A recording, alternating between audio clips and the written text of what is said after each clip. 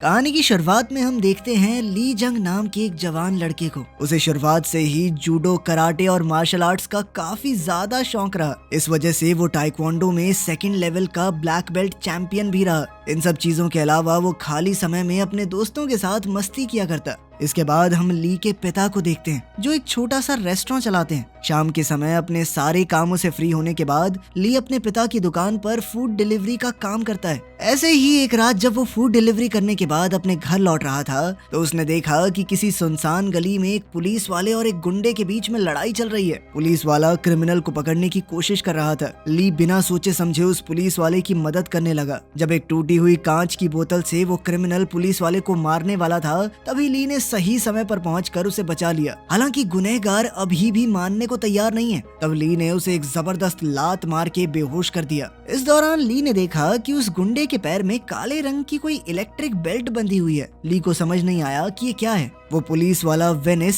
ली की बहादुरी देखकर काफी इम्प्रेस हो गया। काफी ज्यादा घायल होने की वजह से वेनिस को हॉस्पिटल में भर्ती किया गया। वहीं ली को उसकी बहादुरी के लिए पुलिस डिपार्टमेंट की तरफ से अवार्ड भी दिया गया। इसके बाद पार्क नाम का एक पुलिस वाला उससे मिलने आया। उसने ली को बताया कि शहर में लगभग 500 ऐसे लोग हैं जिनके पैरों में एक काले रंग का एंकल बैंड बंधा हुआ है। ये असल में एक तरह का जीपीएस ट्रैकर है, जिससे पुलिस उनकी लोकेशन पर नजर रखती है। ये लोग असल में ऐसे क्रिमिनल्स हैं जो हाल ही में जेल से छूट कर आए हैं और ये कुछ बड़ा कांड करके ही अंदर गए थे। पुलिस उन पर नजर रखती है ताकि वो दोबारा जुर्म करें उससे पहले रोक सके। पार्क ने ली को ऑफर दिया कि वो उनके साथ काम करे। शुरुआत में ली ने मना कर दिया, लेकिन पार्क ने समझाया कि इस काम के लिए उन्हें मार्शल आर्ट एक्सपर्ट्स की जरूरत है। जिस पुलिस वाले को ली ने बचाया था वो बहुत ज्यादा घायल होने की वजह से 1 महीने तक काम पर नहीं लौट पाएगा। पार्क ने कहा कि जब तक वेनिस नहीं आता तब तक ली उनकी टीम के साथ काम कर सकता है। ली के दोस्तों ने भी कहा कि कर ले भाई, बढ़िया काम है। ली के पिता ने भी इसके लिए उसे इजाजत दे दी। अगले ही दिन ली ने पुलिस फोर्स को ज्वाइन कर लिया, लेकिन ये डिपार्टमेंट पुलिस डिपार्टमेंट से थोड़ा अलग है। यहाँ के लोगों को ना तो पुलिस वाली यूनिफॉर्म पहननी होती है और ना ही इन्हें किसी क्रिमिनल से पूछताछ करने के लिए किसी वारंट की जरूरत है। उनका काम है क्रिमिनल्स की लोकेशन पर नजर रखना, और जब भी उनके एंकल बेल्ट की बैटरी 30% से कम हो जाए उन्हें फोन करके रिचार्ज करवाना। मान लो उस क्रिमिनल ने कॉल नहीं उठाया या कॉल उठाने के बाद भी चालाकी दिखाई, तो इन लोगों का काम है वहाँ जाकर उससे पूछताछ करना और जरूरत पड़ने पर उसे गिरफ्तार कर लेना। यहाँ शुरू के कुछ घंटे तो ली के लिए काफी बोरिंग थे और उसे ऐसा लगने लगा कि इस काम को ज्यादा दिन तो नहीं कर पाऊंगा मैं। लेकिन फिर उसे दिखाई दिया कि एक क्रिमिनल के एंकल बैंड की बैटरी 30% से कम हो गई है। फिर जब ली ने उसे कॉल किया तो उसने बिना बात सुने फोन काट दिया। इन लोगों ने जब उस क्रिमिनल का रिकॉर्ड चेक किया तो पता चला कि उसे रेप के चक्कर में अंदर डाला गया था। इसीलिए पार्क ली को अपने साथ लेकर तुरंत उस लोकेशन पर पहुंचा। ली ने नोटिस किया कि उसके घर की एक खिड़की में लोहे की बार नहीं लगी हुई, तो उसने पार्क से कहा कि इस आदमी ने खिड़की से कूदकर भागने का पूरा प्लान बना रखा है पहले ही। इसलिए पार्क उसे पकड़ने के लिए मेन दरवाजे से आया,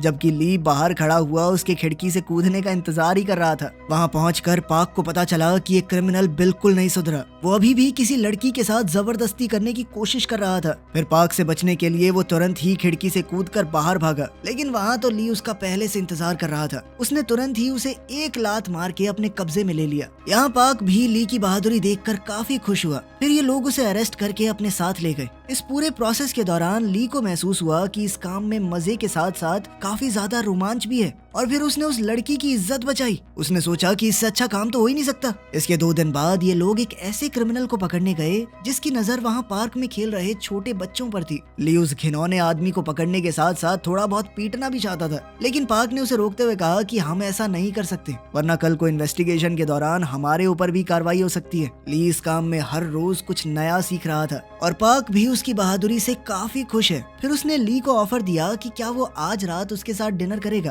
तो ली ने पूछा, मैं अपने दोस्तों को भी ले आऊं, फ्री का खाना उन्हें भी बहुत पसंद है। पार्क ने कहा कि हाँ बिल्कुल जरूर, तुम्हारे दोस्तों से मिलकर मुझे भी खुशी होगी।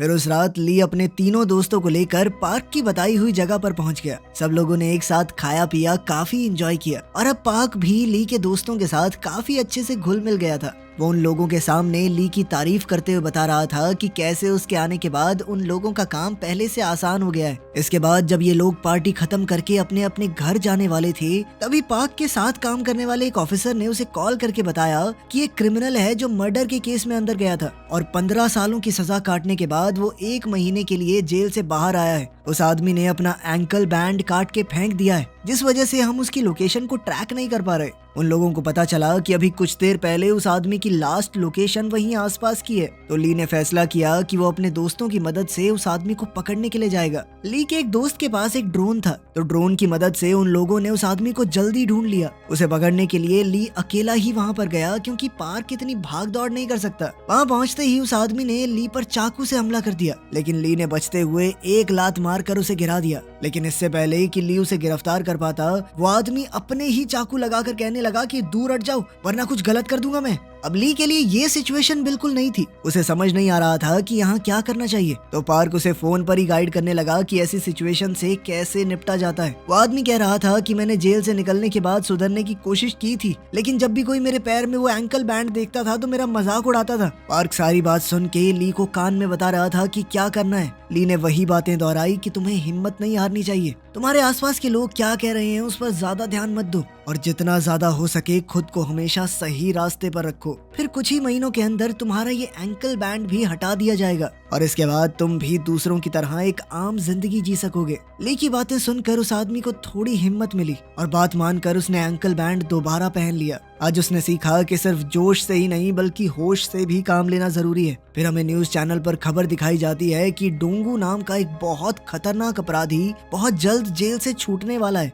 यह आदमी बहुत ही घटिया किस्म का था। उसके ऊपर लगभग 15 ऐसे केस थे जिसमें 12 या उससे कम साल के बच्चों के साथ उसने गलत किया था। पुलिस वाले इस बात को लेकर बहुत सीरियस थे कि कुछ भी हो इस आदमी पर नजर रखनी होगी, क्योंकि उसके बीते हुए कल को देखते हुए इस बात का पूरा शक है कि वो दोबारा भी ऐसा कुछ कर सकता है। कुछ दिन बाद ली बाजार से गुजर रहा था। उसने रेस्टोरेंट में बैठे हुए एक ऐसे आदमी को देखा जिसके पैरों में वो एंकल ब्रेसलेट लगा हुआ था। वो आदमी जिस तरह से वेट्रेस को छूने की कोशिश कर रहा था, उसे देखते ही ली समझ गया कि इसके इरादे गंदे हैं। इसलिए उसने तुरंत अपने ऑफिस पहुंचकर उस आदमी की हिस्ट्री चेक की और यहाँ उसे पता चला कि यह आदमी बलात्कार के केस में अंदर गया था। चार्जिंग न होने की वजह से उसका एंकल बैंड भी बंद हो गया था। तो ये सारी बातें यही इशारा कर रही थी कि वो जरूर कोई कांड करने वाला है। फिर ली और पार्क उसी एरिया में पहुंचकर उसे कुछ ऐसी दुकानों में ढूंढने की कोशिश करने लगे जिन दुकानों पर सिर्फ लड़कियां काम करती हैं। वहीं दूसरी तरफ ये क्रिमिनल सबकी नजरों से बचते हुए एक ऐसी नाई की दुकान पर पहुंचा जिसकी ओनर एक औरत थी। इस आदमी ने उसे मार पीट कर काफी हद तक अपने कंट्रोल में ले लिया, लेकिन सही समय पर वहां पहुंचकर ली ने उसे बहुत मारा और इस तरह एक बार फिर से ली ने क्राइम होने से पहले ही रोक दिया। इसके बाद पुलिस वालों के बीच मीटिंग चल रही है कि डोंगू नाम के उस क्रिमिनल पर कौन सी टीम नजर रखेगी। पार्क ने कहा कि हमारी टीम में ली जैसा एक जाबाज आदमी है, तो मैं चाहता हूँ डोंगू की जिम्मेदारी हमारी टीम को मिले। इसके बाद जब ली पार्क से मिला तो उसने बताया कि ये काम मुझे बहुत अच्छा लग रहा है और इसीलिए मैं इस काम को हमेशा के लिए करना चाहता हूँ। पार्क उसकी ये बात सुनकर बहुत खुश हुआ। जल्द ही वो दिन आया जब डोंगू नाम का वो क्रिमिनल जेल से आजाद होने वाला है, तो उससे मिलकर उसके पैरों में वो एंकल बैंड बांधने का पूरा काम करने के लिए ली और पार्क जेल में पहुंचे। उसके पैरों में वो डिवाइस बांधने के बाद पुलिस की एक टीम उसे घर छोड़ने के लिए भी गई। बाहर डोंगू के खिलाफ बहुत खतरनाक प्रदर्शन चल रहा था। लोगों का कहना था कि ऐसे घटिया आदमी को बाहर क्यों निकाल रहे हो, इसे फांसी दे देनी चाहिए। लेकिन फिर भी डोंगू को उसके घर में छोड़कर पुलिस की टीम वहां से चली गई। और अब आने वाले समय में ली और उसकी टीम का सबसे बड़ा चैलेंज होगा डोंगू पर नजर रखना। फिर रात के समय डोंगू का एक पुराना दोस्त छुपते छुपाते उससे मिलने के लिए आया। ये दोनों उस बिल्डिंग की छत पर जाकर बातें करने लगे। इन दोनों की बातें सुनकर साफ पता चल रहा था कि एंकल बैंड के चक्कर में ये दोनों ही पुलिस वालों से बहुत ज्यादा चिढ़े हुए हैं। डोंगू के इस दोस्त का नाम रॉजर है और कुछ साल पहले तक ये दोनों एक ही जेल में बंद हुआ करते थे। फिर उसने डोंगू से पूछा कि उस लेटर में मैंने तुम्हें जो ऑफर दिया था, क्या तुमने उस बारे में सोचा? डोंगू ने कहा कि वो काम मैं करना तो चाहता हूँ, लेकिन इस एंकल बैंड के चक्कर में थोड़ा डर रहा हूँ। लेकिन फिर रॉजर ने कहा कि तुम पुलिस वालों से मत डरो, वो सब हम संभाल लेंगे। इसके 2 दिन बाद ली ने देखा कि डोंगू अपने घर से निकलकर किसी पॉश एरिया की तरफ जा रहा है। जिस बिल्डिंग के अंदर डोंगू घुसा उस बिल्डिंग के अंदर छोटे बच्चों की एक कोचिंग क्लास भी चलती है। इस वजह से ली भी उसका पीछा करते हुए तुरंत उस जगह पर पहुंच गया। डोंगू वहां बेसमेंट में पहुंचकर अपने दोस्त रॉजर और उसके लोगों से मिला और अब पता चला कि वो दोनों किस काम की प्लानिंग कर रहे थे। असल में ये दोनों घिनौने लोग छोटे बच्चों की गलत वीडियोस बनाकर उन्हें डार्क वेब पर डालने का काम करते हैं और इस काम में ये लोग डोंगू को भी अपने साथ मिलाना चाहते हैं। यहाँ पर हर एक वीडियो के लिए डोंगू को काफी मोटी रकम मिलने वाली है और इस तरह का काम करने में उसे वैसे भी मजा ही आता है, शर्म नहीं। तो उसने तुरंत ही उनका ऑफर मान लिया। ली भी उसका पीछा करते हुए यहाँ तक पहुँच चुका था, लेकिन ये लोग जिस गाड़ी के अंदर बैठे हैं उसके शीशे काले हैं, तो बाहर से ली को अंदर का कुछ नहीं दिख रहा, जिस वजह से उसने बस गाड़ी का नंबर नोट किया और वहाँ से चला गया। फिर उसने पार्क को फोन करके बताया कि डोंगू उसे नहीं मिला। तो फिर पार्क ने डोंगू को कॉल करके उससे पूछा कि बताओ इस वक्त तुम कहाँ पर हो। डोंगू ने कहा कि मैं तो कुछ नहीं, यहाँ पे थोड़े नूडल्स खाने के लिए आया था। और इतने में ली उसे ढूंढ पाता उससे पहले ही डोंगू एक थाई रेस्टोरेंट में जाकर बैठ गया।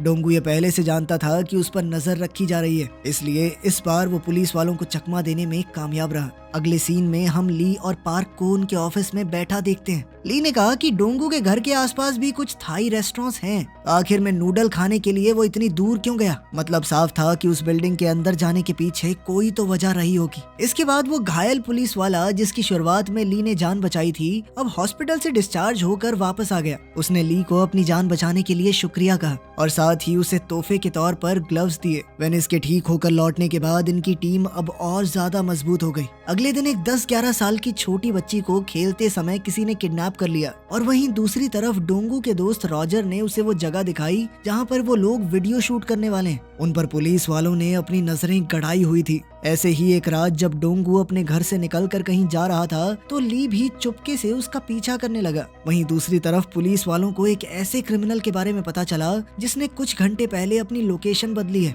और उसके एंकल बैंड की बैटरी भी 30% से कम है। वेनिस ने उससे पूछताछ करने के लिए कॉल की, लेकिन उस आदमी ने उसकी किसी भी बात का सीधा जवाब नहीं दिया और कुछ आलतू फालतू बातें बोल के फोन भी काट दिया। तो अब उस आदमी का पीछा करते हुए पार्क और वेनिस उसकी लोकेशन पर पहुंचे, लेकिन ये सब इन गैंगस्टर्स का बिछाया हुआ एक जाल था। वो क्रिमिनल अपने साथ बहुत सारे गुंडों को लेकर आया था और फिर इन लोगों के बीच में जबरदस्त लड़ाई छिड़ गई। वहीं दूसरी तरफ हम देखते हैं कि डोंगू ने भी ली को फंसाने के लिए एक जबरदस्त जाल बिछाया था और डोंगू का पीछा करते हुए ली उस जाल में फंस भी गया। रॉजर के बहुत सारे गुंडे वहाँ ली को खत्म करने के लिए पहले से मौजूद थे, जिसके बाद डोंगू फटाफट वहाँ से निकल गया। वैसे तो ये गुंडे बहुत ज्यादा थे, लेकिन ली का लड़ने का तजुर्बा भी कुछ कम नहीं था। वो सब मिलकर भी ली का कुछ खास बिगाड़ नहीं पाए। ली ने उन सभी गुंडों की बड़ी जबरदस्त तरीके से धुनाई की। वहीं दूसरी तरफ पार्क और वेनिस बहुत बुरा फंस चुके थे। वो दोनों गुंडों का मुकाबला बहुत बहादुरी से कर रहे थे, लेकिन आखिरकार गुंडे उनके ऊपर भारी पड़ने लगे। फिर भी ज्यादातर गुंडों को उन्होंने ठिकाने लगा दिया, लेकिन इस पूरी लड़ाई में ये दोनों भी बुरी तरह जख्मी हो गए। वहीं दूसरी तरफ सारे गुंडों को बढ़िया पीटने के बाद ली डोंगू का पीछा करते हुए उस जगह पर पहुंच गया जहां ये लोग वीडियो शूट करने वाले थे। फिर जैसे ही वो बेसमेंट एरिया में पहुंचा तो वहां उसे किसी बच्ची के चीखने चिल्लाने की आवाजें आई। ली समझ गया कि डोंगू नाम का वो घिनौना आदमी यहीं पर आया होगा। उसके काफी कोशिश करने के बाद भी दरवाजा नहीं खुला, तो फिर उसने बाहर जाकर खिड़की तोड़ी और अंदर गया। डोंगू के साथ ही उसका दोस्त रॉजर भी वहाँ मौजूद था। अब ली वहाँ पहुंचकर दोनों को ही बुरी तरह पीटने लगा, लेकिन पुलिस वाला होने की वजह से ली के ऊपर पाबंदी है, वो उन दोनों को जान से नहीं मार सकता। इस बात का फायदा उठाकर गुंडों ने ली पर चाकू से हमला कर दिया। इन दोनों से लड़ते हुए ली भी बुरी तरह से घायल हो चुका था। इसी बीच सही मौका देखकर रॉजर तो वहाँ से भाग गया, लेकिन डोंगू अभी भी लड़की की तरफ बढ़ने की कोशिश कर रहा था। ली ने उसे बहुत मारा, लेकिन उसने भी चाकू से हमला करके उसे घायल कर दिया। इसी बीच यहाँ पुलिस के आने का सायरन बजने लगा तो डोंगू भी अपनी जान बचाकर भागा। ली ने अपनी जान दांव पर लगाकर उस बच्ची को तो बचा लिया, लेकिन बहुत ज्यादा घायल होने की वजह से उसे आने वाले कुछ दिन हॉस्पिटल में ही गुजारने पड़े। ली के पिता उसकी ये हालत देखकर बहुत दुखी हुए। उन्हें लगने लगा कि काश मैं अपने बेटे को ये नौकरी करने के लिए हाँ ही ना करता। कुछ घंटों बाद जब ली होश में आया तो उसने सबसे पहले डोंगू के बारे में ही पूछा। उसके सीनियर ऑफिसर्स ने बताया कि डोंगू वहां से भागने में कामयाब हो गया और अब तक उसने अपना एंकल बैंड भी काट कर फेंक दिया है। दूसरी तरफ पार्क की गर्दन की हड्डी में भी बहुत चोट आई थी, जिस वजह से उसे तो कई महीनों तक हॉस्पिटल में एडमिट रहना पड़ेगा। और बेचारा वेनिस तो उस लड़ाई में बहुत ज्यादा खून बहने की वजह से मर ही गया। ये सब कुछ जानने के बाद ली को बहुत ज्यादा दुख हुआ, क्योंकि अब तक उसने सोचा नहीं था कि इस नौकरी में उसे इतना खून खराबा भी देखने को मिल सकता है। इसके बाद जब ये लोग अपने साथ ही वेनिस के अंतिम संस्कार पर गए तो वहाँ पर उस छोटी बच्ची की मम्मी भी आई, जिसे उस दिन ली ने डोंगू से बचाया था। उसकी माँ ने बच्ची का लिखा हुआ एक थैंक यू नोट ली को दिया और बताया कि मेरी बेटी आज भी गहरे सदमे में है। वो फिलहाल इतनी ज्यादा डरी हुई है कि घर से बाहर तक नहीं निकलना चाहती, लेकिन जब भी मैं उसे आपकी बहादुरी के बारे में बताती हूँ तो उसे बहुत हिम्मत मिलती है। ये सब सुनकर ली बहुत इमोशनल हो गया और सोचने लगा कि आखिर उस छोटी सी बच्ची की क्या गलती थी।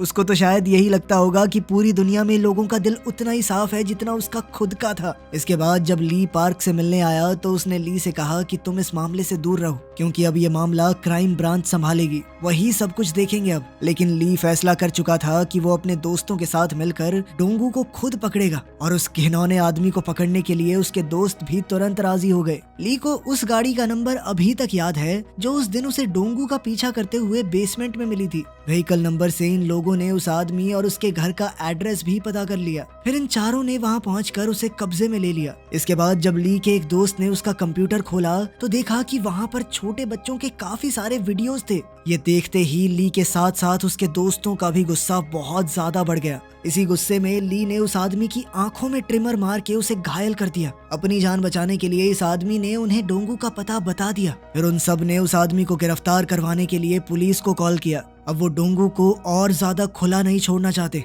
उन्होंने फैसला कर लिया कि आज रात ही उसे पकड़ेंगे। अब वो अपने आखिरी मिशन के लिए निकल ही रहे थे, लेकिन तभी ली के पिता ने उन्हें रोकते हुए कहा कि इस काम में बहुत खतरा है और मैं नहीं चाहता कि तुम अब आगे इस तरह का काम करो। इस पर ली ने अपने पिता को समझाया कि वो इंसान जानवरों से भी बदतर है, इसलिए अगर हमने उसे जल्द से जल्द नहीं पकड़ा तो वो इस तरह के क्राइम आगे भी करता रहेगा और अगर बाकियों की तरह हम भी सिर्फ अपना अपना सोच कर जीने लगे तो ऐसे ही क्राइम बढ़ता रहेगा सोसाइटी में। ली के पिता ने भी इस बात को समझा कि उनका बेटा बहुत समझदार हो चुका है और अब वो डोंगू को खत्म किए बिना रुकने वाला नहीं है। इसके बाद चारों दोस्त उस एरिया में पहुंचे जहां डोंगू इस समय रुका हुआ था। वो एक एक करके वहां के सारे होटलों में उसे ढूंढने लगे। इसी दौरान ली के एक दोस्त को डोंगू की लोकेशन का पता लगा। वहां काफी सारी खाने की प्लेट्स और दारू की बोतलें देखकर वो समझ गया कि डोंगू अकेला तो नहीं है, उसके साथ यहाँ काफी लोग होंगे। डोंगू के साथ ही उसका दोस्त रॉजर भी यहाँ पर था और इस एरिया के काफी सारे गुंडे भी इस वक्त वहीं मौजूद थे। ली ने अपने दोस्त को वहां से हटकर एक सेफ जगह पर जाने को कहा। फिर इसके बाद वो अकेला ही उन सारे लोगों से भिड़ गया। इधर ली के दोस्त अपने ड्रोन से इस पूरी फाइट पर नजर बनाए हुए थे। काफी सारे होने के बावजूद भी ये गुंडे ली का मुकाबला नहीं कर पाए। ली के सर पर खून सवार था। उसने एक एक करके सबकी बढ़िया धुनाई की। अब बाकी गुंडों ने मिलकर ली का ध्यान भटकाया तो इस मौके का फायदा उठाकर डोंगू वहां से भाग लिया, लेकिन ली के दोस्त अपने ड्रोन कैमरा से डोंगू का पीछा करते रहे। कुछ ही मिनटों में ली ने उन सबको सबक सिखा दिया और अब वो अपने आखिरी टारगेट डोंगू को पकड़ने के लिए उसके पीछे गया। ली इस वक्त अपने दोस्तों के साथ कॉल पर कनेक्टेड था